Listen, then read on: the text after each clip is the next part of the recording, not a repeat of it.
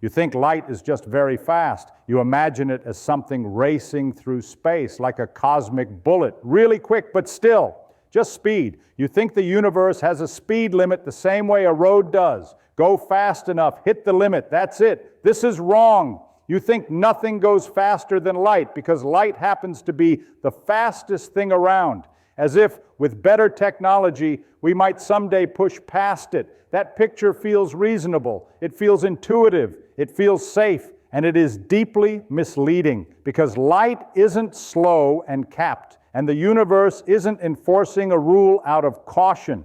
What you're actually running into is not a limit of motion, it's a limit of meaning, a limit on what it even means for events to happen before or after, a limit on cause and effect, a limit on what it means for two things to be connected at all. You don't fail to go faster than light because you lack energy. You fail because the idea itself begins to fall apart, not technically, conceptually. And once you see why, speed will never feel like a simple idea again. You think speed is simple. Something starts here. A moment later, it is there.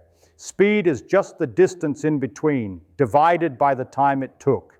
This feels so obvious that it doesn't even register as a belief. It feels like a definition. But it's not a definition of reality. It's a definition borrowed from daily life and quietly stretched far beyond where it still works. When you picture speed, you picture motion through space. A car crossing a road, a bullet crossing a room, light crossing the gap between stars. Space is treated like a stage, time is treated like a clock hanging above it, and motion is something that plays out inside both. This picture is comfortable. It lets you imagine turning a dial faster, faster, faster. Nothing about this picture hints at a fundamental limit. There is no built-in stopping point, just engineering problems. That's why the speed of light feels like an obstacle rather than a warning. If something can go at one speed, why not a little more? If light goes that fast, why can't something else beat it? This question only makes sense if speed is what you think it is. But look closer at the formula you carry around in your head. Distance divided by time. You assume distance is something everyone agrees on. You assume time is something everyone shares. You assume both exist independently of motion. These assumptions feel invisible because they usually are. On Earth, they rarely betray you. Clocks agree closely enough. Rulers line up well enough. So speed feels universal, objective, detached from who is measuring it. This is wrong, not subtly wrong, structurally wrong, because speed is not something objects have on their own. It is something defined between events, between positions, between clocks. And the moment you ask whether something can go faster than light, you are no longer asking about motion. You are asking whether those clocks and rulers can still be trusted. You are asking whether before and after still mean what you think they mean. The everyday idea of speed quietly assumes a deeper structure underneath it, one you have never had to question. And the speed of light is not sitting at the top of a scale of velocities. It is sitting at the edge of where that structure stops behaving. You think time is already settled. It flows forward. It ticks at the same rate everywhere. Different clocks might be broken, but time itself is not. You don't usually say this out loud, but you rely on it constantly. When you imagine something moving faster, you imagine it using the same time you are using, your seconds, your minutes. Speed only makes sense if everyone agrees on how long something took. This agreement feels so fundamental that it rarely gets questioned. Time feels like the most stable background feature of reality, but that stability is something you assume, not something the universe promises. Ask yourself a simple question. How do you know two distant events happen at the same time, not nearby, not right next to you, far apart? You can't watch them both directly. You have to compare clocks, and to compare clocks separated in space, you must send signals between them. Already something subtle has happened. Your idea of time is now entangled with how information moves. If signals traveled infinitely fast, this wouldn't matter. You could instantly check every clock everywhere. Time would truly be global. But signals don't travel infinitely fast. They move at a finite speed. You usually don't notice this because the delay is small. Light reaches your eyes quickly. Technology hides the gap, so you pretend simultaneity is real. You say two events happened at the same time as if that phrase were absolute, as if it described the universe itself rather than a method of coordination. This works until you start pushing speed.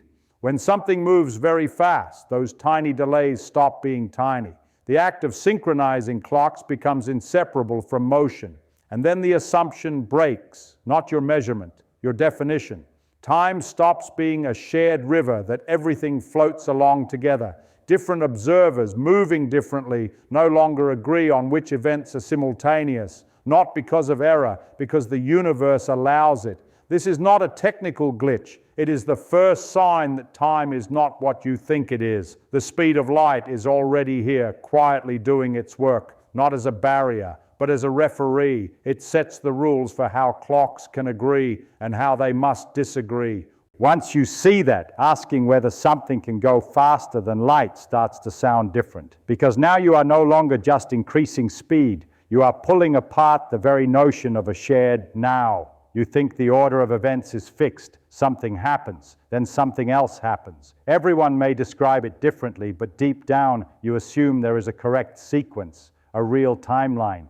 This belief is so ingrained that it feels like logic itself, cause before effect, earlier before later. But this confidence comes from a hidden shortcut. You imagine time as a single line that everything is attached to. Events are dots on that line. Motion just slides objects along it. That picture collapses the moment you separate observers. Imagine two flashes of light far apart in space. They occur somewhere you are not. You ask a simple question, which one happened first? To answer, you need information. Light has to travel to you. Already you are late to the event. Now imagine someone else moving relative to you, receiving those same flashes. Different motion, different path, different timing of arrival. You correct for distance. You correct for signal travel time. And still, something disturbing remains. You and the other observer can legitimately disagree about which flash came first. Not because one of you is confused, not because one of you measured poorly. Because the universe allows both descriptions. There is no master clock behind the scenes to appeal to, no hidden timestamp to reveal the truth.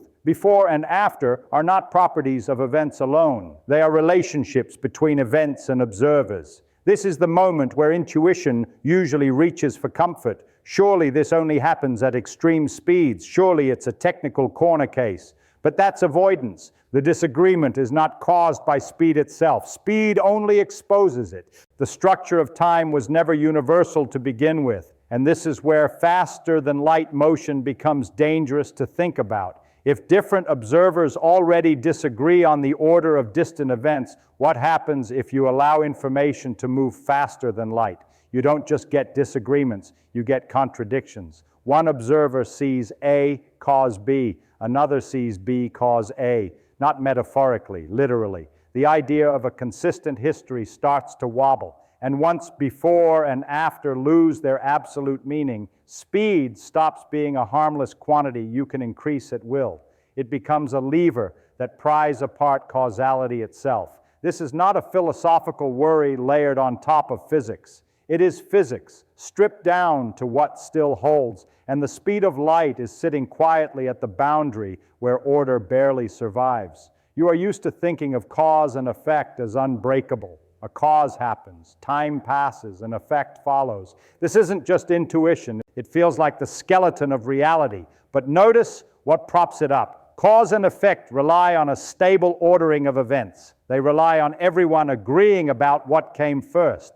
Chapter by chapter, that agreement has already begun to erode. Now imagine allowing something to move faster than light. Not vaguely faster, actually faster. A signal leaves one event and arrives somewhere else sooner than light could. At first, this sounds like a simple upgrade, better communication, shorter delays.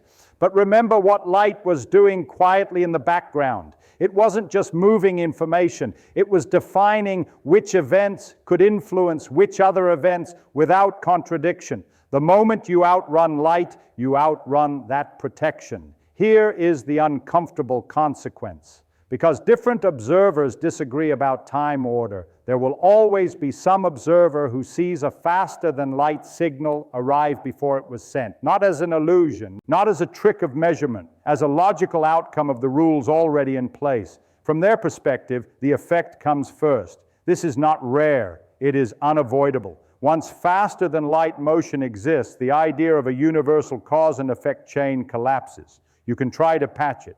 You can declare that only some observers count, or that signals somehow know which direction time is supposed to flow.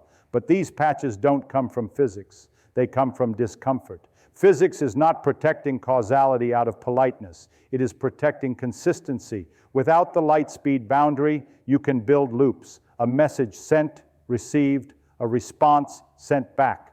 Arriving before the original message was ever transmitted, no paradox tricks required, no science fiction leaps, just geometry and timing. At that point, causality is no longer broken in a dramatic way. It is broken quietly. Events stop having stable explanations. History stopped being well-defined. The universe does not forbid faster-than-light motion because it dislikes shortcuts. It forbids it because beyond that boundary, y stops meaning anything at all. And that is a deeper violation than breaking a speed limit. At this point, it's tempting to think light is just lucky. It happens to move at a speed that causes problems. It happens to sit at the edge where time and causality start to misbehave. So we treat it as special. But this is backwards. Light is not important because it is fast. It is fast because of what it is, and more importantly, because of what space-time is. When you say the speed of light, you picture photons racing outward, beams, particles, waves, but physics does something subtler. It uses light to define how space and time fit together. Light doesn't just move through space-time. It traces the skeleton of space-time itself. Every event in the universe has a structure around it. Some events can influence it, some events can be influenced by it, and some events are forever disconnected. Light draws the boundary between these regions, not as a physical wall, as a geometric one. Inside that boundary, cause and effect can still be arranged consistently. Outside it, the idea of influence stops making sense. This boundary exists even if no light is present, even in empty space, even in complete darkness. That alone should make you uneasy. The speed of light is not a property of light alone. It is a property of space-time. It is the conversion factor between space and time, the number that tells the universe how much space can trade for time without contradiction. If that sounds abstract, it should. This is where intuition begins to fail in earnest. Trying to outrun light is not like trying to outrun a car. It's like trying to step outside the definition of distance and duration. You are no longer pushing an object faster.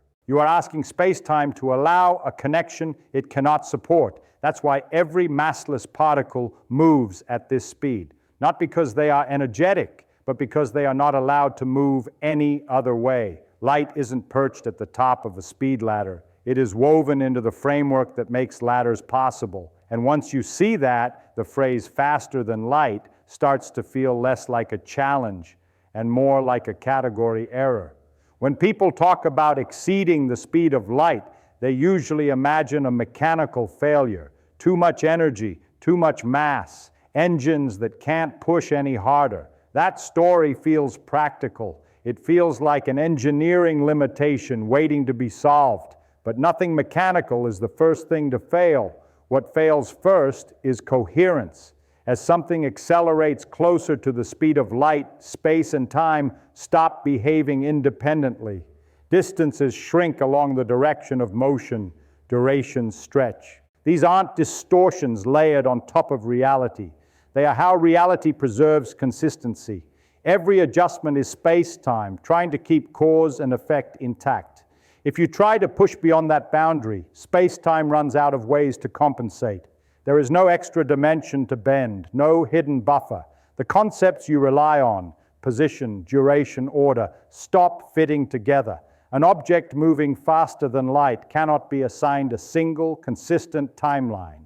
Different observers cannot agree on where it is, when it is, or what it can affect. This isn't because the object is confusing. It's because the rules that define where and when no longer apply. You can write equations that produce faster-than-light solutions. Physics allows that mathematically. What it does not allow is interpretation. Those solutions cannot be given a stable physical meaning without contradiction. And physics is ruthless about this. It does not care that the idea feels tempting. It does not care that it sounds limiting. If a concept cannot be made consistent for all observers, it is not considered real. Not because it is forbidden, but because it is undefined. This is the quietest collapse of all. Nothing explodes. Nothing resists. The universe simply refuses to assign meaning. Faster than light motion doesn't break the rules of physics. It slips outside the domain where rules can exist at all. And that is a much deeper kind of boundary than a speed limit. By now, speed should feel secondary, not false, but no longer fundamental. The universe does not seem to care how fast something moves through space. It cares about what can be connected without contradiction, what can influence what can explain what. The speed of light is not standing guard like a cosmic police officer. It is quietly marking the edge of meaningful structure. Inside that edge, events can be arranged into stories. Causes lead to effects. Histories can be told. Outside it, the idea of a story breaks down. There is no single what happened, no stable ordering, no consistent explanation that survives every point of view. This is unsettling because it forces a reversal. You don't start with space and time and then add light. You start with causal relationships, and space and time emerge from them. Speed is not the foundation. Connection is. Light is not fast because the universe allows it. The universe is shaped the way it is because that speed defines its limits. This means the deepest barrier in physics is not about power or reach or progress. It is about meaning. There are connections the universe can support and connections it cannot, not because they are too difficult, but because they dissolve the very idea of explanation. When you ask why nothing can go faster than light, you are not asking about motion anymore. You are asking how much structure reality can hold before it collapses into ambiguity. And the uncomfortable answer is this: reality is not optimized for freedom. It is optimized for coherence. Beyond that boundary, there is no faster, no slower, no before, no after. Only relationships that no longer fit together. And that is not a limit you can overcome. It is the shape of reality itself.